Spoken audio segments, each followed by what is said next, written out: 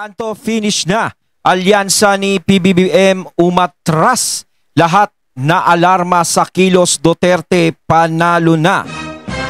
Ayan, syempre itong balitang ating matutunghayan ngayon ay nagmula kay Banat Kabayan TV. At ito po ang inyong lingkod na si BT na magbibigay ng reaksyon at komento dito sa video na ating matutunghayan ngayon. At huwag na natin pagtagalin at sabay-sabay na natin panoorin ang laman ng video na hatid sa atin ni Banat Kabayan TV at bibigyan natin ng reaksyon ang balitang ito.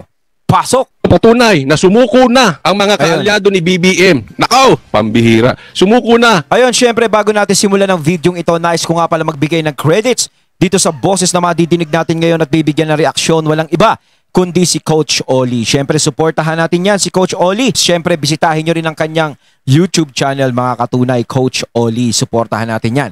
Pagpatuloy natin Ang mga senador, ang kaalyado ni BBM at panalo na ang Duterte. Sige, tuloy. Pag-usapan natin to. Nangangamba ang mga taga-alyansa ng Bagong Pilipinas sa impormasyong nakikialam daw ang China sa eleksyon ng Pilipinas. Eto na naman po tayo. Nangingialam na naman daw ang China. Sige. Pare-parehas na naaalarma ang mga taga-alyansa para sa Bagong Pilipinas sa umano'y pakikialam ng China sa paparating na Bilang Pilipino 2020. Tingnan mo yung mga pagbubuka abalos. Oy! Teka lang. Sinasabi nila na para silang kinakabahan dahil ang China ay nakikialam dito para sa politika dito sa Pilipinas. Ano ba ang ibig sabihin ng nakikialam na yan? At nararamdaman ba natin na nakikialam talaga ang China dito sa politika sa atin sa Pilipinas itong sa eleksyon na ito or what? O ano-ano? Di ba? Malungkot ka? Aasa ka? Aasa pa si Abalos mananalo. Ay, ngiwi pa more. Ay, si Benhur Abalos. Ako, idol ko yan, sinasabi ko. Diba? Hindi ko naman itinatanggi. Idol ko si Abalos dahil ako ay isa ding karirista. Diba? Karirista ako. Kapag sa karirahan, yung mga kabayo talaga ni Sir Benhur Abalos talaga is talagang gustong-gusto ko yan. Lalong-lalo na si Hagdang Bato. Sigurado dito sa mga katunay natin dito, meron ding mga karirista sa inyo, di ba mga katunay? At alam ko na abutan nyo rin yan. Yung people's champ na kabayo na si Hagdang Bato. Napakagaling nun si Hagdang Bato talaga na pagmamay-ari ni Sir Benhur Abalos. No, doon ko siya talaga inidolo sa mga pag-handle ng mga ganong klaseng kabayo. Kahit naman yung mga kabayo niya ngayon ay tumatakbo pa rin. Di ba? Nandiyadyaan pa rin. Pero pagdating dito sa politika, no, medyo no comment ako dyan. Pero pagdating dito sa karera, talagang gusto ko yung mga kabayo talaga niya. Hindi, basta pag Abalos tinatayaan ko talaga dati yan. Diba? Malulungkot sila. Mga talo kayo. Si re-electionist Senator Francis Tolentino na nanguna sa Senate hearing kung saan lumabas ang impormasyon kaugnay sa China, gustong pagpaliwanagin si Chinese Ambassador Wang Xilian. A clear transgression of our sovereignty. Isang karumal-dumal at nakakahindik na pagyapak sa ating kalayaan. Tingnan mo ito si Tolentino. Ikaw ang pambansang balimbing. Tolentino, nagkamali ka, no? Ito si Tolentino, nagkamali dahil pumunta siya dyan dahil kailangan niya ng makinarya, knowing na siya ay mananalo dahil mahina ang PDP dahil walang pera. Dyan siya sa may pera, dyan siya sa may makinarya. Hindi nila alam, kahit walang pera ang PDP, meron silang makinarya sa katauhan ng KOJC, sa katauhan ni Pastor Kibuloy. O, nadali siya ngayon. Ang nangyayari ngayon, lumalakas ang Duterte. Silang pahina. Wrong decision, Tolentino. Kasi alam naman natin, ito si Tolentino talaga is since day one noon, di ba? Kasama ng mga Duterte yan, kasama ni PRRD. Siyempre, inendorso siya ni PRRD noon. Kasi para sa akin kasi, yung pangalan niya kasi hindi gaanong matunog. Although marami talaga na tumatakbo ng mga panahon na yon na masigit talaga sa kanya kung tutuusin. Pero talagang nakapasok talaga siya. Yung talagang masigit na kilala sa kanya, masigit na talagang may potensyal, pero nakapasok talaga siya dahil talaga sa endorso ni PRRD. Yun din naman yung sinasabi ng karamihan na nadidinig natin. Diba? Kasi alam naman natin talaga kapag inendorso ka na PRRD, malaki ang pag-asa, yung laban mo talaga. 'Di ba? Malaki ang laban mo. Kaya kumbaga dumating kay Tolentino yung ganun. No, tapos bigla nga nagbago yung ihip ng hangin nung ang mga Duterte ay biglang napunta dito na parang naiipit na sila, parang ibinababa sila, parang biglang nawala si Tolentino na inaasahan sana na susuporta kahit papaano. Tapos biglang sa hindi inaasahan, biglang siya pa yung umalis. Kaya napapag-isipan siya ng ganyan na balimbing, nasasabihan siya ng ganun. Di ba? Nako. Medyo pagpasensyahan nyo lang kasi humihina po ang internet dito sa location ko, no? So, baka nagpuputol-putol po dyan sa inyo. But anyway, tuloy po tayo. Alyansa gusto ng Beijing na maka-China ang manalong mga kandidato para makontrol ang West Philippine Sea. They want to control. I mean, the foreign country. And, Makontrol ang West because of Philippine the Sea. massive mineral resources in the West Philippine Sea area under the water. 5.7 billion barrels of oil, imagine. And Paano naman nila naisip yun na ang China ay nakikialam sa politika at sinusuportahan yung PDP para tungkol dyan sa West Philippine Sea na yan para maangkin ng China? Paano nalaman nila na gano'n, na merong ganong pakay ang China na pahapanghimasukan ang politika dito sa atin at maging ganun yung dahilan? Sa tingin nyo mga katunay, 100% ba na totoo yung hinala nila tungkol sa gustong mangyari ng China? Kaya parang sinasabi nila, sinusuportahan niyang PDP laban, sinusuportahan niyang mga tao ni Duterte para pag nanalo sila, madaling makuha yung West Philippine Sea. Ganun ba yun? Ganun ba talaga ang pakay ng China? At ganun ba talaga ang pakay ng mga PDP, yung mga Duterte at mga tao ni PRRD? Ay, nako. O ito ba ay tamang hinala lang? Yun lang nagtatanong tayo dyan. much more quantities of natural gas. Ay, nako, bago tayo pumunta rito kay Erwin Tulfo, no? Tingnan nyo po. Ito ay lantarang pagsuko ng mga senador na kakampi ni BBM. Bakit kanyo? Isipin ninyo, pumunta na sila dun sa propaganda. Alam naman natin, wala naman talaga tayong problema sa China. Kathang isip lang nila sinasabi nga ng marami, kayo nga mga politiko ang maraming negosyo sa China. Kung galit kayo sa China, bakit hindi nyo putulin yung inyong mga negosyo, ang inyong mga investment dyan sa China? Diba? Hindi po problema ang China. Ilang taon na po ang Pilipinas, wala naman tayong problema sa China. Nagkaroon lang tayo ng problema sa China itong panahon ni Marcos, itong panahon ni BBM. Kaya yung problema natin sa China, kathang isip lang. Kung tutusin, may katwira naman si Coach Oli doon. Kung talagang nagkakaproblema tayo sa China, bakit hindi tanggalin? Bakit hindi natin tanggalin ang ugnayan sa China kung nararamdaman nila na ganun talaga ang nangyayari? Diba? Pwede naman nilang tanggalin yan O kaso nga lang syempre, aminin natin hindi, kailangan din.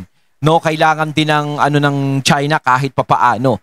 Kaso nga lang sinasabi na kapag ikaw ay sumusuporta sa mga Duterte, ikaw ay maka-China. Ganon ang nangyayari. Hindi naman porket siguro na sumusuporta ka sa mga Duterte, ikaw ay maka-China. Hindi naman siguro ganon. 'Di ba? Kasi kung iniisip nila na nanghihimasok yung China sa politika dito sa Pilipinas para makontrol nila kung ano man yung gusto nilang kontrolin, bakit nakapasok ang ICC dito? Diba? Bakit ang ICC pwede dito sa Pilipinas? Bakit sila pinanghihimasukan nila ang hustisya dito sa atin? Ang korte dito sa atin? Bakit pinanghihimasukan nila yung mga kaso dito sa atin?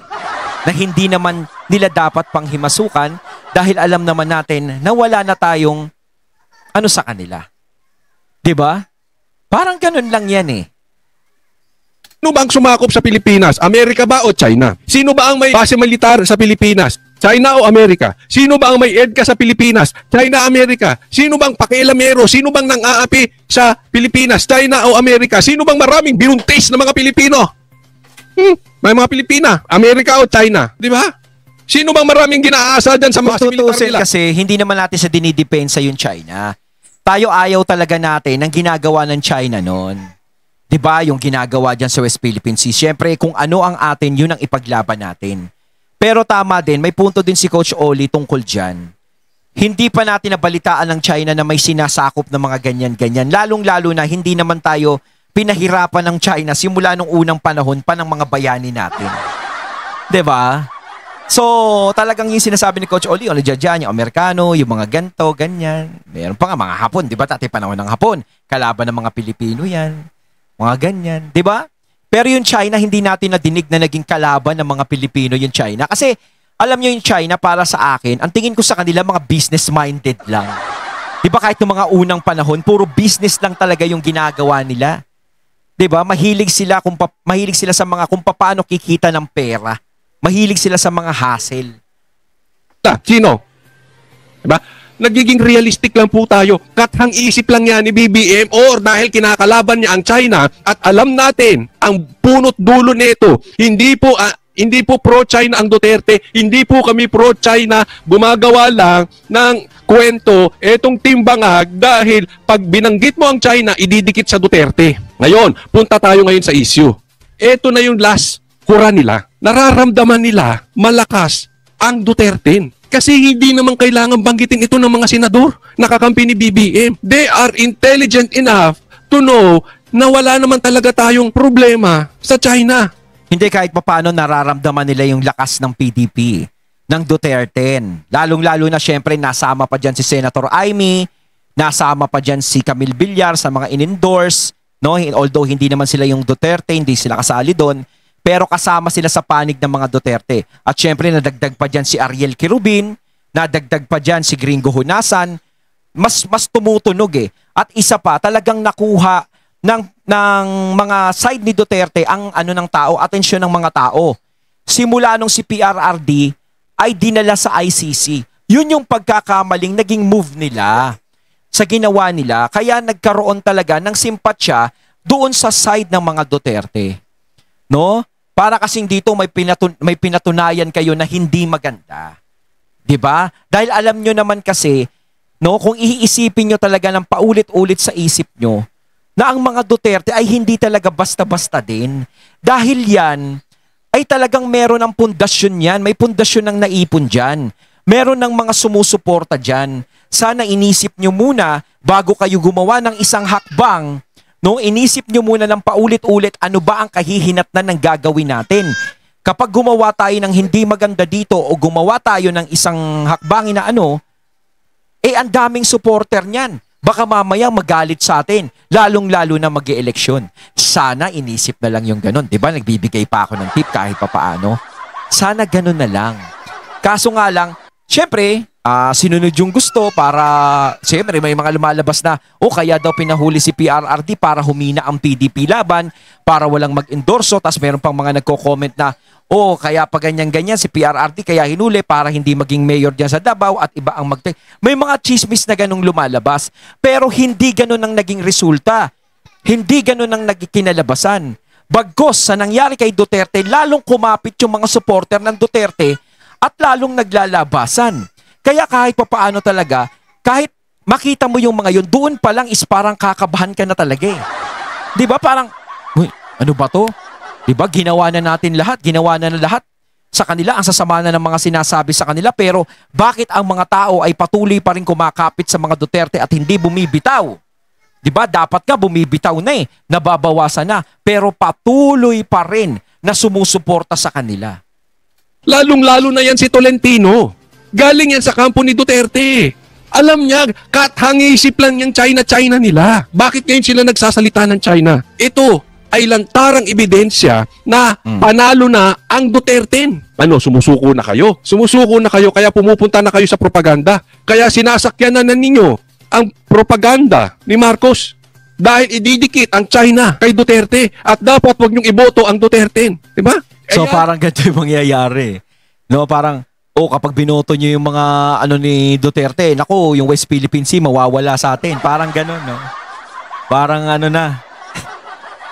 Palaban West Philippine Sea. Ay, nako. Talagang ang politika talaga, no? Ang pagdumarating ang politika, nandiyan yung siraan, tirahan, 'di ba? Basta nag-aagawan sila sa posisyon, Di ba? Ngayon nga, iba na yung mga kampanya ngayon eh. Dati na didinig natin na yung mga ano nila yung mga gusto nilang mangyari kapag sila ay nanalo, yung mga ganito, ganyan. Ngayon, hindi na eh. Yung mga rally nila, yung mga kampanya nila, ano na parang kala mo flip-top eh. Tirahan eh. Diba? May mga nagre-rebat pa. O, diba?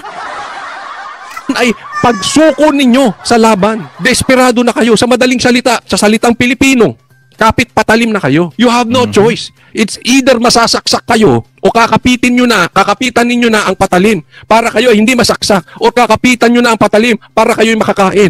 This time naman, kakapitan nyo na ang patalim na kahit alam ninyong mali para lang hindi kayo matalo sa eleksyon. Kasi alam nyo, guys, may intel tong mga ito eh. Kahit anong sabihin ng survey ng kampo nila, bawat kandidato po, meron pong sariling survey yan. Nagpapatakbo po ng survey yan, kanya-kanyang kandidato. Especially itong kandidato ni Marcos kasi may pera yan, may makinarya yan. Meron silang power. Kaya kung tutusin kasi nasa kanila talaga yung makinarya, syempre sila yung nasa posisyon talaga. Pero 'di ba, nakikita naman natin sa survey, yung alyansa is nakakapasok pa. 'Di ba, nandoon sila, no, kasama sa top 12, no? Pero para sa akin kasi hindi, sinasabi ko nga pa ulit, hindi ako nagre-rely talaga sa sa survey.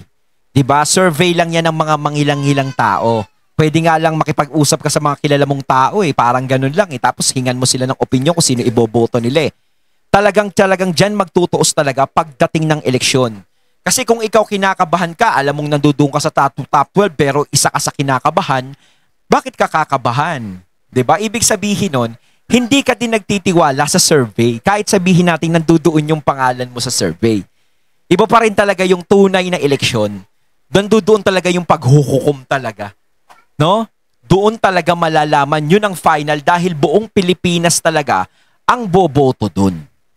Diba? Sa survey kasi hindi pa 100% yan na lahat ng mga tao ay nagpa-participate niya sa survey na yan. Diba? Sariling survey yan, hindi nila nilalabas sa publiko para lang malaman nila kung asan ang katunayan na kalalagayan ng kanilang kandidatura. At pansinin ninyo, ang PDP patuloy na tumatakbo at nangangampanya sa iba't ibang panig ng Pilipinas. Patuloy na nangangampanya sa iba't ibang panig ng Amerika. Hindi sila kumakapit sa patalim. Wala silang effort na desperado. Itong mga kandidato ni BBM ang may mga efforts na mistulang desperado. Meron silang efforts na kapit patalim. Para kasi nga lumalabas dito, yung PDP laban, yung Duterte is parang underdog. Underdog sila sa laban eh. 'Di ba? Dahil wala sa kanila, wala talaga yung makinarya sa kanila, walang ano talaga, 'di ba? Kusang palo talaga nila. Syempre, isa pa, yung mga kalaban nila, yung mga nasa likod niyan, may mga posisyon, sila wala. 'Di ba? Kaya talagang pag nanalo ang Duterte talagang mga tao ang magpapanalo sa kanila. No? Hindi sila nag-iikot sa iba't ibang panig ng Pilipinas. Bakit? Kasi they don't have the support, they cannot fill the seats, hindi po tatauhin at ang activities o ang sukli ng mga taong nagpupunta roon, malamya. Kung walang ayuda, wala. Balita natin, nagsisiatrasan na ang mga nagpupondo. That thing itself, sa mga nababalitaan natin, na nag-aatrasan na ang mga negosyanteng nagko-contribute is really, kasi alam nyo yung mga negosyanteng yan, nag-aano rin yan, meron ding sariling survey yan. It's a sign na mahina na talaga itong kalyado ni Marcos. Kaya patuloy po tayo. Itong natitirang linggo, itong natitirang araw, itodo na natin. Because all the signs, lahat ng pangyayari, lahat ng sinasabi man ng kampo ng Duterte o sinasabi man ng alyansa ni BBM, all point out, all points. Kumbaga parang sinasabi dito, nagiging practical yung mga negosyante, no? Kung saan sila makikinabang, dapat doon sila. Parang ganun ang nangyayari. Doon yung sinasabi ni Coach Oli. Siyempre, lahat naman talaga ng negosyante, ganun eh. Hindi naman nagne-negosyo ka para tumira ka ng palugi. Kailangan kung magne-negosyo ka, is yung talagang pasok talaga, yung alam mong meron kang tutubuing matindi. No? Kung saan ka talaga magiging patag. Parang ganun yun. To the victory of PDP. Hindi lang po sa sinasabi ng Duterte yan. Kahit sa sarili nilang bibig, nakikita nyo na ang desperation nila. Nakikita ninyo na malakas ang Duterte. Tuloy po tayo. Nasa kamay po ng mga tao, ng Pilipino, ng mga botante natin, sa inyo po. if you want a Chinese-controlled Senate, Tingnan mo, if you want a Chinese-controlled Senate, di ba? Now, sinong desperado? Naririnig nyo ba ang kampanya ng alyansa? Parang sa isip ko, sa sinasabi nilang ganyan, parang nararamdaman din nila na malakas ang PDP laban. Kasi kung talagang hindi nila nararamdaman na malakas ang PDP laban, hindi para magsalita sila ng ganun. Hindi para mag-ano sila. 'Di ba? So nararamdaman nila, naaapektuhan na sila sa nangyayari kahit papaano. Wala silang, ng Team Duterte. Parang sinasabi talaga nila dito na hindi din sila nagiging patag sa mga survey na lumalabas. Hindi din sila nagre-rely doon. Dahil alam nila sa isip nila na ang totoong paghukom ay yung eleksyon talaga. Doon talaga makikita kung sino ang karapat-dapat doon sa 12 pwesto na yon ng senador. Wala silang tinutulak kung hindi pa uwiin si PRRD. Eto mga ito, kinagat na nila yung propaganda, yung paninira ng Marcos. That they know, I honestly believe na alam nila ay katang-isip lang. Tolentino, magpakatotoo ka. House of Representatives controlled by China, then alam nyo na ho, what's gonna happen? Magiging sunod-sunuran po tayo. Dinipensahan naman ng mga kandidato ng alyansa ang patutsyada ni VP Sara Duterte sa planong pagbibenta ng 20 pesos na bigas sa Visayas. Ganun talaga eh. Whatever time. Bago tayo pumunta dyan sa bigas na yan, itong inaano ni Tolentino na meron daw mga nababayaran. Tolentino, meron daw nababayaran mga trolls. Tolentino, excuse me po. Baka bumalik sa iyo yung pinagsasabi mo. Tatandaan mo, nasa kampo ka ng Duterte. Nasa kampo ka ng Duterte. Alam nila galaw mo. Excuse me, Tolentino. Ganun talaga eh. Whatever timing it is, kahit last year pa yun, sasabihin niya rin, konektado sa election. Ganun talaga. You will never be able to please everyone. Ayan, ang punto dito ni Tito Soto, yung timing daw, kasi kini-question, bakit ngayon lang lumabas ang 20 pesos na bigas? Di ba? Ang sagot ni, you cannot please everybody dahil ganun talaga di ba? Hindi po ganun talaga. Kasi ang tagal na pong hinihingi yung 20 pesos na bigas. Yan ay mistulang vote buying para sa amin. Bakit? Ngayon lang lumabas. Ang tagal nang hinihingi yan. At bakit lumabas lang yan sa Visayas? Bakit wala sa Mindanao? Alam nyo kung bakit? Kasi alam nila, hindi na nila makukuha ang Mindanao. Masasayang ang pera nila. At kung saan man ang kakarampot na natitirang pera nila, ang pera ng gobyerno para suportahan ang 20 pesos na bigas, sa Visayas yun. Kasi yung Luzon, hati na po dyan, no? Settled na po kasi ang Luzon. Parang nagiging unfair nga dyan sa 20 pesos na bigas na yan dahil syempre Visayas lang pero yung Luzon at Mindanao parang hindi nakasali. Parang sinasabi dito, hindi na kumakain ng bigas ang Luzon at Visayas. Nagtitinapay na lang. Ganon. Ang swing votes, Mindanao, ay Visayas. Mindanao, Duterte na yan. Luzon, fix na po sila dyan. Sa Visayas po, andyan po magtatalo. Dyan na sa lang Luzon po, kasi parang maghahati pa yan pinag-uusapan natin. Kaya dyan lang sila naglabas ng 20 pesos na bigas. Diba? Kung yan ay talagang pagtulong, hindi lang po taga Visayas ang tutulungan ninyo. Pati taga Mindanao. Hindi, tsaka hindi din nila maiiwasan na magkaroon ng mga side comments talaga yung tungkol dyan sa paglabas ng 20 pesos na bigas na yan. Dahil nga syempre, iisipin nila, bakit ngayong eleksyon lang yan lumabas? 'Di ba? Dati pa dapat lumabas yan. Kaya naman palang gawin. 'Di ba? Bakit ngayon? Syempre, iyon ang sinasabi natin. Hindi mawawala yung pag-iisip na ganun. Na maghihinala sila na, dahil ba sa eleksyon lang yan? Kaya nga sinasabi natin palagi, yung bigas na yan, hanggang kailan ba yan? 'Di ba? Pagkatapos ba ng eleksyon yan, wala na? O pagkatapos ng eleksyon, magtutuloy-tuloy pa hanggang sa termino, hanggang matapos ang termino ng Pangulo? Talaga bang ganon? Kapag ganon na nangyari, is napakaganda talaga niyan. 'Di ba? Kasi ang iniisip ng ilan, bakit sa Visayas lang, parang sinasabi nila, parang temporary lang ito. No? Hindi talaga natin mawawala talaga sa isip ng mga tao 'yon. Kaya hindi rin natin sila masisisi, yung mga tao, kung bakit sila nakakapag-isip ng ganon.